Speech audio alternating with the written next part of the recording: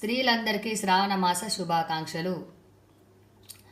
మరి మన స్త్రీలందరూ పసుపు కుంకుమలతో పుత్ర పౌత్రాదులతో సకల సౌభాగ్యాలతో ఉండాలని ఈ శ్రావణ మాసంలో ఒక వ్రతము పూర్వకాలం నుండి చేస్తున్నారు.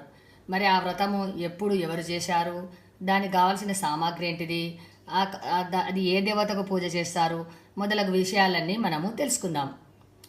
ఈ ఈ వ్రతానికి కావలసిన సామాను పువ్వులు, మామిడాకులు, తమలపాకులు, కలశము, పీట, జాకెటి బట్ట, పసుపు, కుంకుమ, గంధము, అక్షంతలు, వత్తులు, నెయ్యి, నూనె, ప్రసాదాలు, మనకిష్టమైన ప్రసాదాలు చేసుకోవచ్చు.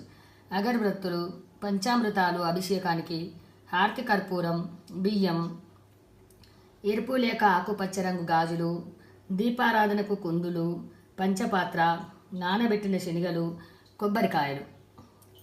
ముందుగా ఈ